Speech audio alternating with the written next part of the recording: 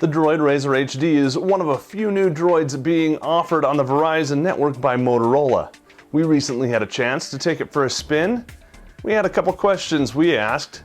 How does it stack up against the original Droid RAZR? Do you need to fork out the extra money and get the Droid RAZR MAXX HD? Or is the Droid RAZR HD enough for you to have as your regular daily driver? I'm Joe Levi. This is Pocketnow, and this is the full review of Verizon's Motorola Droid RAZR HD.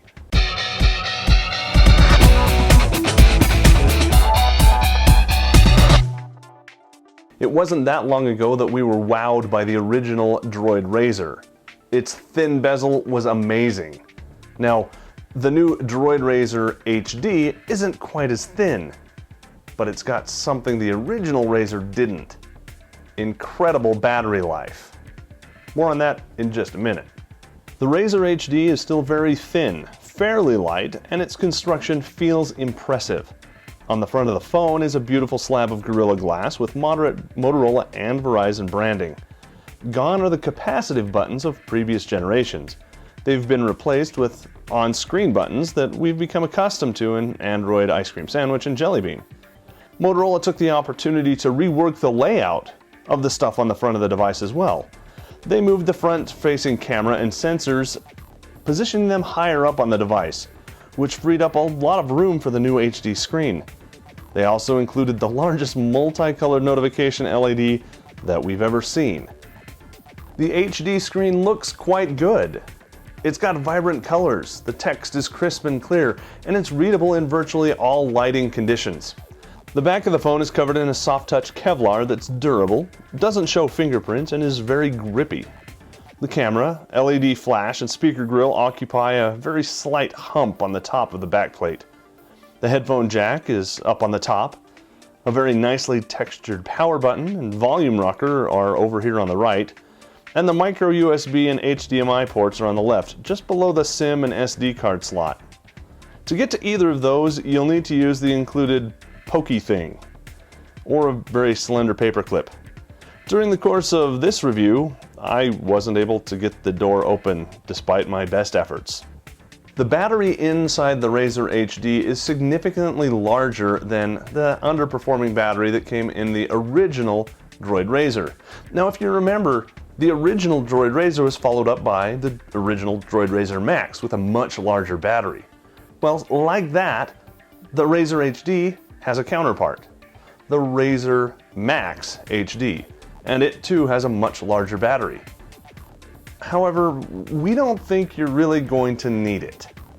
The 2530 mAh battery unfortunately isn't user removable. In our tests, the battery lasted well over 20 hours with regular use, including plenty of YouTube and web surfing.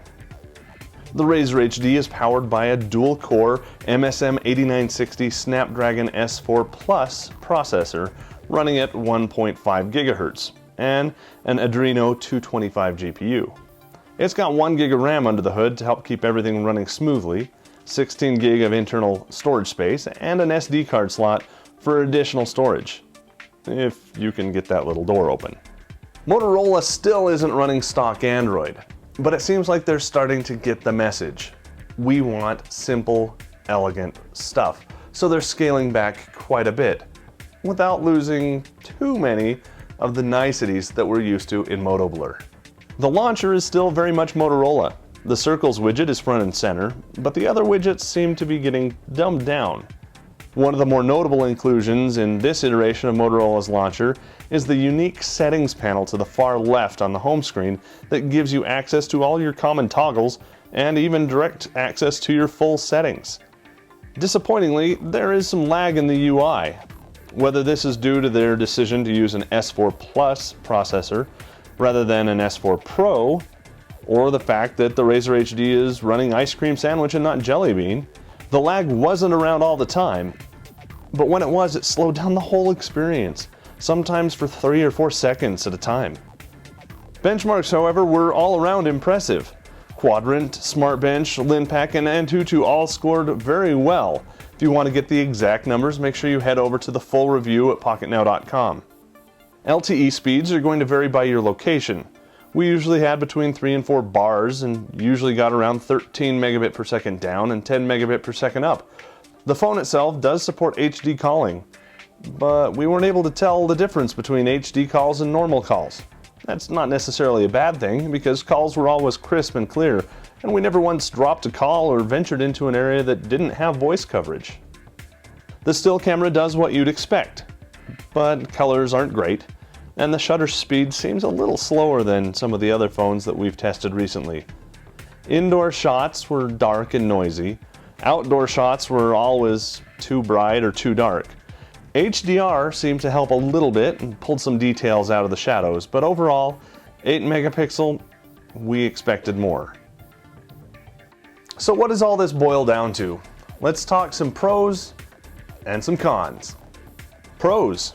The RAZR HD has a terrific display, extraordinary battery life, is built very, very well, and we love the fact that it's got this grippy Kevlar back. How about the cons? Unfortunately, with this iteration, there is no more web top. If you want to use your phone and plug it into a laptop or plug it into one of the web top accessories, you're not going to have that experience. I'm sorry, you're out of luck. There's no Jelly Bean out of the box. It's running ice cream sandwich. Normally that wouldn't be a problem. They've said that they're going to release an update, but Motorola has a bad reputation for not keeping their OS upgrade promises. And last, there's also a slight lag in the UI at times. Animations can slow down to a ridiculous crawl. So in conclusion, should you get this phone? If you're a Verizon customer and you're looking for a new phone, you don't need to look any further. The Droid RAZR HD or the RAZR MAXX HD should probably be your next phone. It's very well built, it's got a beautiful screen, and the battery, even in the non-Max version, will last literally all day long. And then some. We give the Droid RAZR an 8.3 out of 10. That'll wrap up our full video review for the Motorola Droid RAZR HD for the Verizon network. If you'd like to get even more details, specific benchmark scores, and well, all kinds of stuff that we had to leave out of this video for brevity, make sure you head over to Pocketnow.com. If you like the video, make sure you give it a thumbs up. And of course, if you'd like to follow us so you don't miss out on any new phones or any new news about this phone, you'll want to follow @Pocketnow Tweets. If you want to follow me, I'm @JoeLevi. For Pocketnow, thanks for watching. The Droid RAZR HD is one of a few new droids available from Motorola on the Verizon network. Forgot everything.